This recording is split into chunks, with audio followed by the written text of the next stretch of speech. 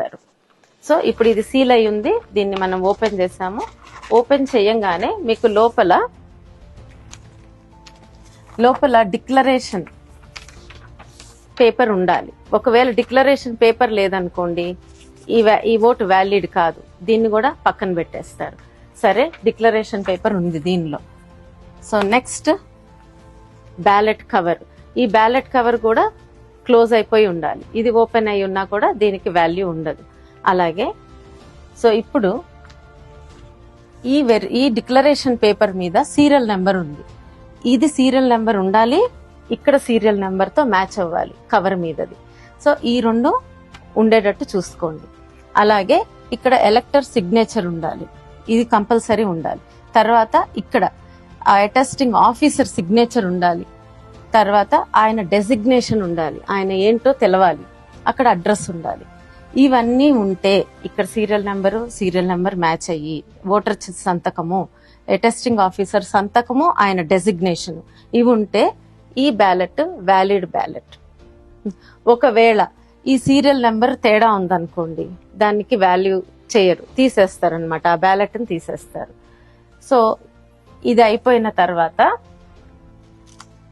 ఈ cover open చేసే ముందు సరే ఇవన్నీ తీసేస్తారు. ఇప్పుడు ఇది రిజెక్ట్ అయిన కవర్ అనుకోండి, ఇలా ఓపెన్ అయ్యింది, దీన్ని పక్కన పెడతారు. అలాంటి కవర్స్ అన్ని విడిగా ఒక బ్యాగ్ లో వేసేసి సీల్ చేసేస్తారు, అంటే కంప్లీట్ గా రిజెక్ట్ అయిపోయినాయి. సరే, ఒకవేళ ఇక్కడ సరిగ్గా లేదనుకోండి, ఈ ఇన్ఫర్మేషన్ ఏదన్నా మిస్సింగ్ అనుకోండి, అప్పుడు ఇవి మాత్రం తీసి ఇవి ఇంకొక కవర్ లో పెడతారు. మళ్ళీ ఇవన్నీ లోపల పెట్టేసి ఇవి వేరేగా రిజెక్టెడ్ కవర్ లో పెడతారు. సరే, ఇప్పుడు ఇవి బానే ఉన్నాయి అనుకోండి, postal ballot valid postal ballot అనుకోండి, అప్పుడు ఈ రెండు తీసి ఇంకొక బ్యాగ్ లో పెడతారు. అంటే రిజెక్ట్ అయిన కవర్స్ అన్ని ఒక బ్యాగ్ లో వేసి సీల్ చేస్తారు. వ్యాలిడ్ అయిన పోస్టల్ బ్యాలెట్స్ ఈ కవరు డిక్లరేషన్ ఒకదానిలో పెట్టి సీల్ చేసేస్తారు. ఆ తర్వాత ఇవి మీరు రిజెక్ట్ చేశారనుకోండి, డైరెక్ట్ గా రిజెక్షన్ లోకి పడవు. మీకు రిటర్నింగ్ అధికారి వచ్చి మళ్ళీ చెక్ చేస్తారు, ఒకసారి క్రాస్ చెక్ చేసి అవును ఇది నిజంగానే ఇన్ఫర్మేషన్ మిస్ అయిందని తీసేస్తారు. దీనిలో ఇప్పుడు ఒక మార్పు ఏమొచ్చిందంటే, ఇక్కడ ఇదివరకు సీల్ ఉండాల్సి వచ్చేది, గెజెటెడ్ ఆఫీసర్ సీల్ ఉండాలి. ఇప్పుడు ఆ సీల్ లేకపోయినా ఆయన సిగ్నేచర్, ఆయన డెసిగ్నేషన్ ఉంటే సరిపోతుంది మనకి. సో అలా ఉన్నా కూడా వ్యాలిడ్ అయ్యేసారి. ఇప్పుడు మీకు ఈ వ్యాలిడ్ పోస్టల్ బ్యాలెట్ ఉందండి. ఈ పోస్టల్ బ్యాలెట్స్ ని మళ్ళీ అన్ని గ్యాదర్ చేసుకుంటారు. గ్యాదర్ చేసుకుని 500 చొప్పున ఒక్కొక్క టేబుల్ కి 14 టేబుల్స్ కి ఇస్తారనమాట. ఇచ్చినాక మీరు ఇవి ఓపెన్ చేస్తారు. ఓపెన్ చేసినప్పుడు ఫస్ట్ సీరియల్ నెంబర్ ఉంది కదా ఇందాక చూసుకున్నట్టు, ఓపెన్ చేసినప్పుడు బ్యాలెట్ పేపర్ మీద క్లియర్ గా క్యాండిడేట్ ఎదురుగా చెక్ మార్క్ గాని క్రాస్ మార్క్ గాని ఏదైనా మార్క్ ఉండొచ్చు, కాతే అది ఆ బాక్స్ లోపలే ఉండాలి. సో అలా ఉంటే ఆ పోస్టల్ బ్యాలెట్ వ్యాలిడ్ అన్నట్టు. ఎలాంటి పోస్టల్ బ్యాలెట్స్ వ్యాలిడ్ కాదో చెప్తాను.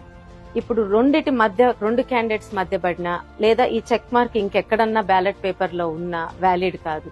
అలాగే ఇక్కడ సిగ్నేచర్ ఓటర్ సంతకాలు పెట్టినా అది వ్యాలిడ్ కాదు. సో ఖచ్చితంగా ఆ బాక్స్ లోపలే మనం ఏ క్యాండిడేట్ ని చూసుకుంటున్నామో ఆ బాక్స్ లోపలే ఏదైనా మార్క్ ఉండాలన్నమాట. అప్పుడు ఆ పోస్టల్ బ్యాలెట్ వ్యాలిడ్ బ్యాలెట్ కింద వస్తుంది. ఈ విధంగా కౌంటింగ్ ప్రక్రియ అంటే ఆ బుట్టలు పెడతారు, ఎంతమంది క్యాండిడేట్స్ ఉంటాయో అంతమంది బుట్టలు పెట్టి ఎవరికి వచ్చిన ఓటుని ఆ బుట్టలో వేస్తారు. చివరికి ఆ నెంబర్స్ అన్ని కౌంట్ చేస్తారు. మధ్యలో గ్యాప్ ఉండదండి, పోస్టల్ బ్యాలెట్ అయిపోయే వరకు కౌంటింగ్ కంటిన్యూ అవుతుంది.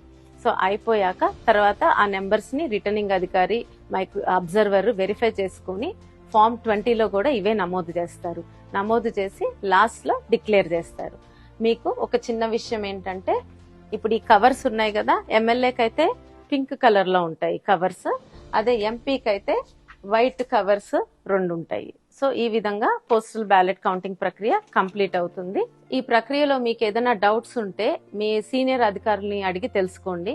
ఒకవేళ ఏమన్నా మార్పులు ఉన్నాయో లేదా ముందు తెలుసుకోండి. మీరు అసలు రూమ్ లోకి వెళ్ళంగానే ఫస్ట్ రిటర్నింగ్ అధికారి మీకు చెప్తారు ఏ పోస్టల్ బ్యాలెట్స్ ని వ్యాలిడ్ చేయొచ్చు, ఏ కాదు అనేది. అవి కాకుండా ముందే మీకు డౌట్స్ ఉంటే ఎలక్షన్ కమిషన్ ఆఫ్ ఇండియా ఇచ్చిన ఉత్తర్వుల్ని ఒకసారి చూసుకోండి. మీ సీనియర్స్ అడిగి తెలుసుకోండి. ధన్యవాదాలు.